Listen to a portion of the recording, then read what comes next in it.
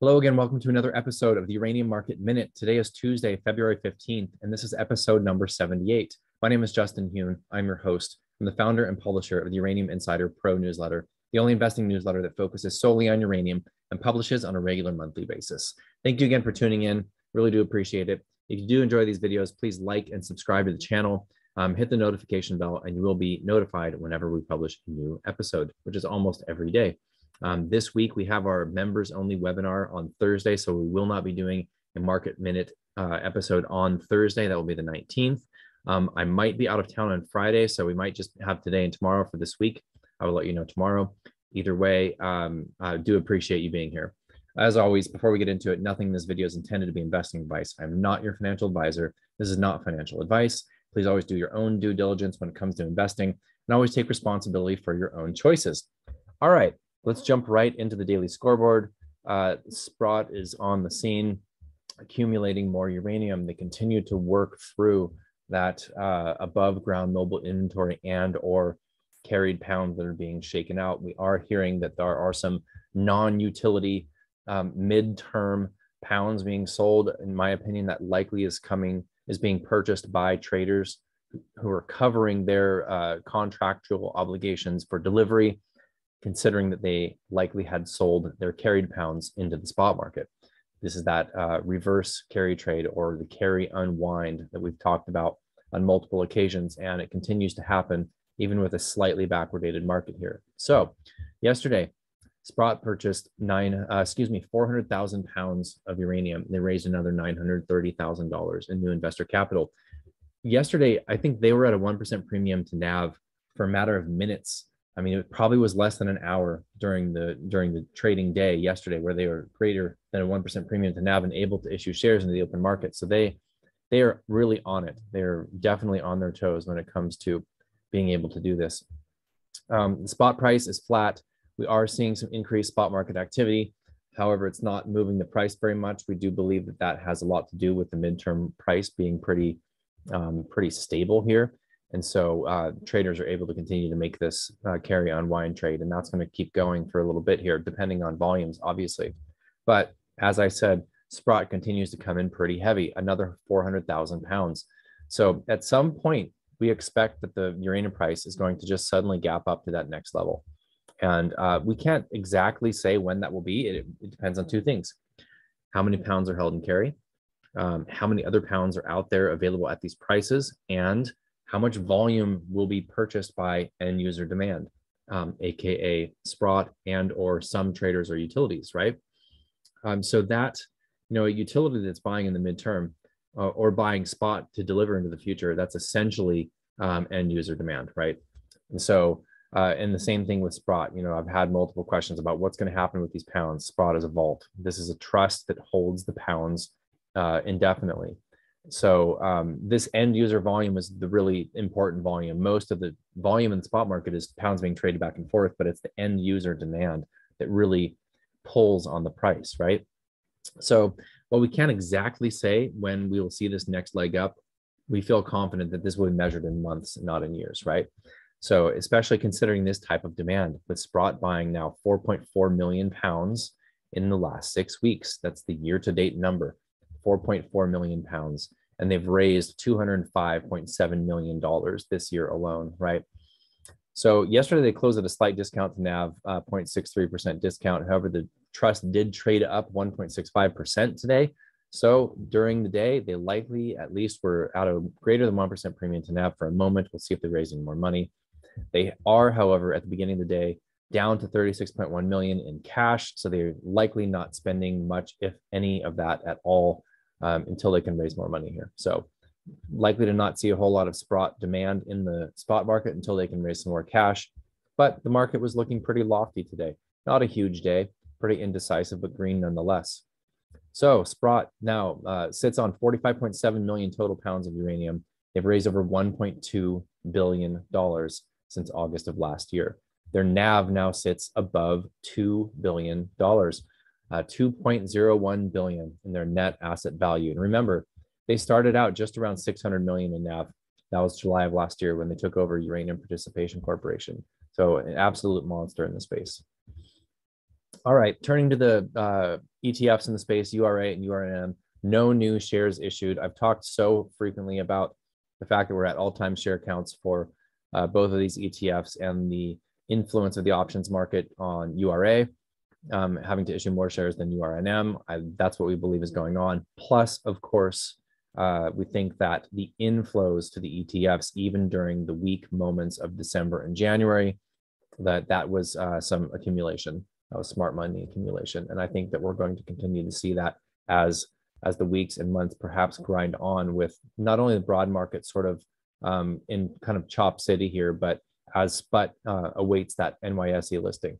We do have potential catalysts. I don't think it's the catalyst to really, rocket the sector higher, but Sprott taking over URNM, which is likely to happen. That shareholder vote is happening now, and we should hear about that more in a couple of weeks. But yeah, since January 1, the outstanding shares of URA have increased by over 5 million, URNM 750,000. That's almost 150 million in mandated buying from these two ETFs. Of course, that was slightly offset by the rebalance that URA just did, including a number of smaller equities in the space. They had 8 inclusions, if I recall correctly.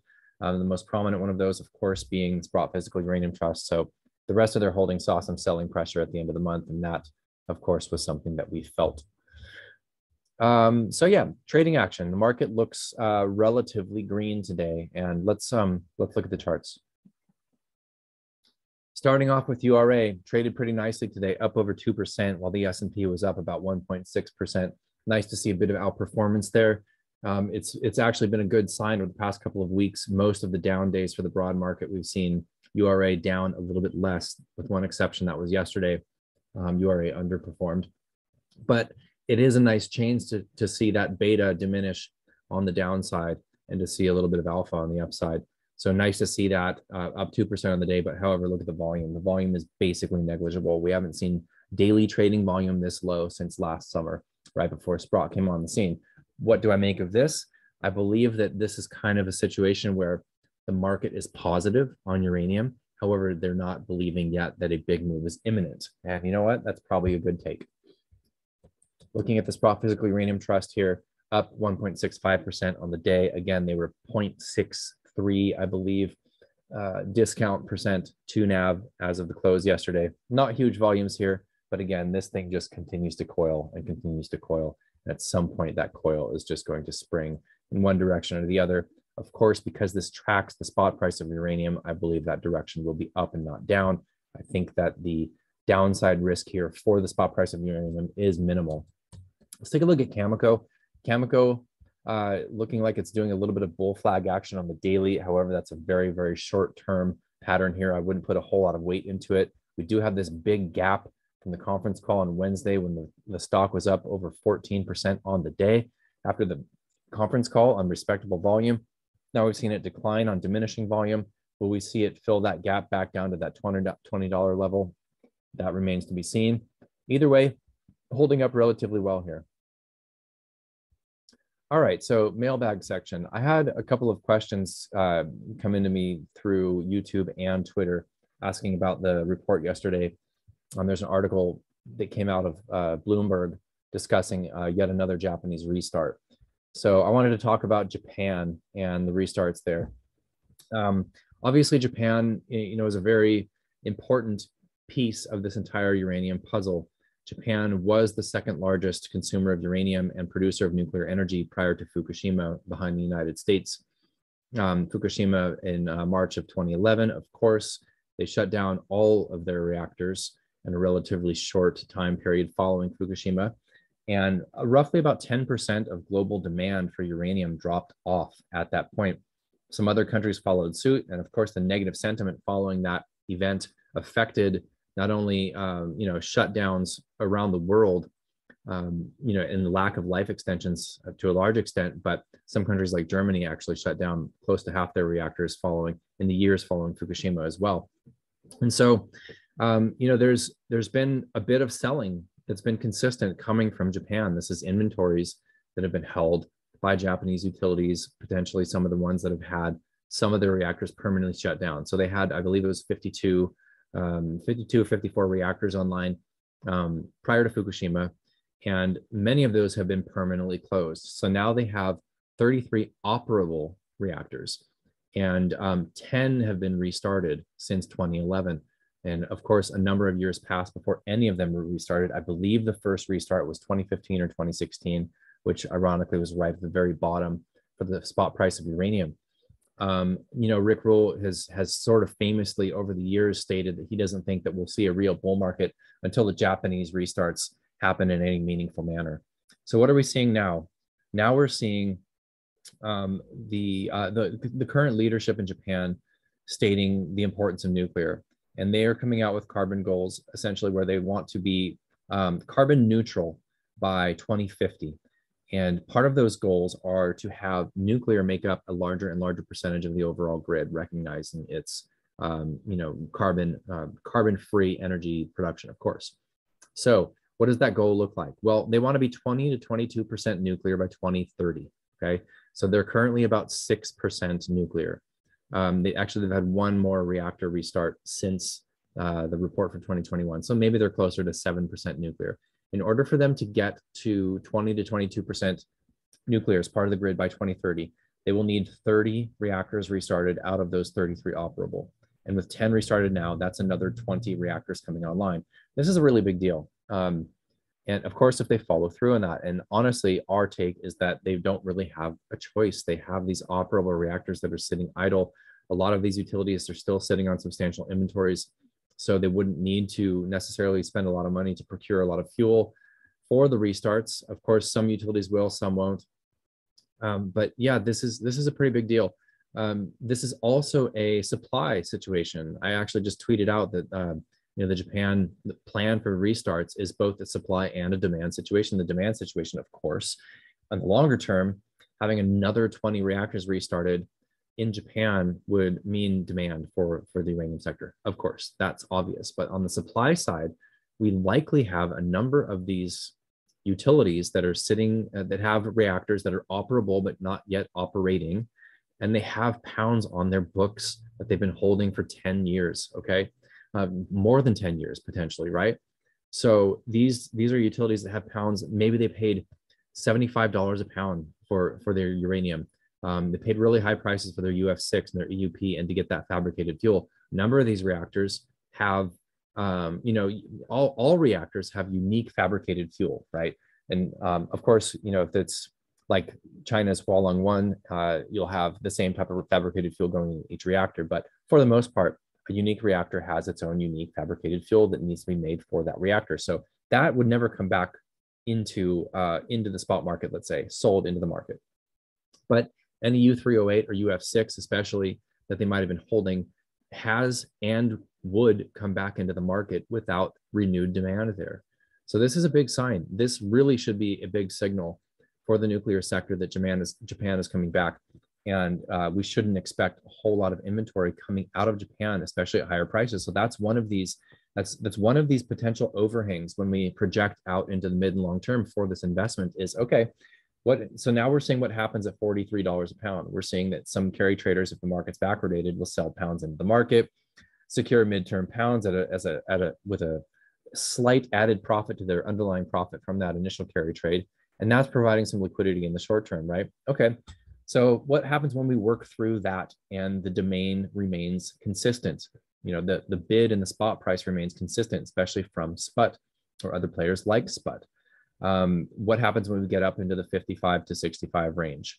What other pounds are going to come free into the spot market? Well, lacking Japanese restarts to a larger extent, or at least the projection for restart. So if you're a utility, you have a reactor that's operable, it's been cleared through some of the tiers of bureaucracy, it's passed safety inspections, et cetera, but maybe it's not quite ready to go.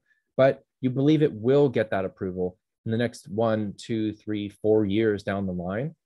You're unlikely to sell out your inventory back into the market, especially in a rising price environment. You might as well stay and hold that inventory that you have in your present possession for that time when your reactor is restarted.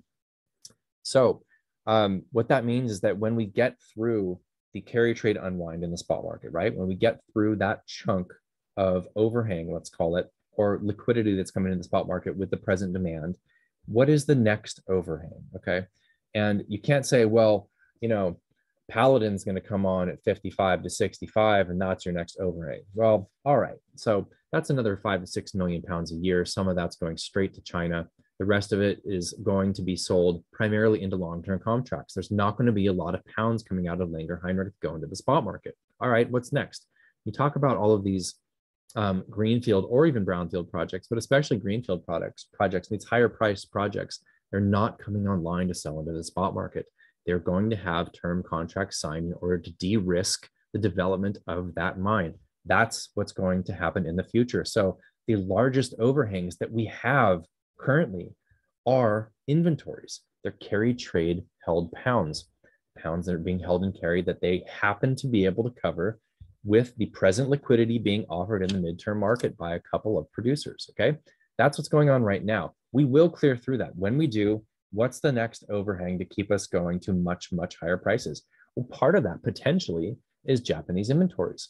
How much inventory is being held at prices that they paid, let's say 65, 75, even more, it's being held on their books that they've been waiting for the moment to release that back into the market and not pencil in a severe loss on their books? Well, we don't exactly know. We can assume there's a decent amount, right? Japan had 50 plus reactors operating. They went to zero. That's a lot of inventory, okay? Even if you assume that they held, held 2 years to 3 years of inventory in Japan, having no uranium production, they likely were closer to that 3-year range of held inventories, 3 years of operation. So that's a lot of uranium. That's probably 50 to 60 million pounds of U3O8 equivalent. Now I say equivalent because it's not all held in U3O8. In fact, I would argue a lot of it wasn't held in U3O8. Why? Where were they getting it converted? Did they have a conversion facility operating at the time? They probably held it mostly in UF6, EUP, and especially fabricated fuel. So all of that is to say, renewed demand coming out of Japan is a good sign, not only for future demand for uranium, but for supply overhang that could come into the market in the next, let's say 1 to 2, maybe 3 years with higher prices. So the fact that they are announcing these restarts and they're increasing the pace of these restarts really goes a long way to remove or at least reduce a potential overhang of selling that could come into the market at higher prices. Very, very good sign. And of course, it's good for the country of Japan, good for the climate. It's good all around. So just wanted to touch on that briefly. There's always so much to talk about. I'm going to leave it there, though. Hope everybody's doing well, and I will see you guys tomorrow. Take care. Cheers.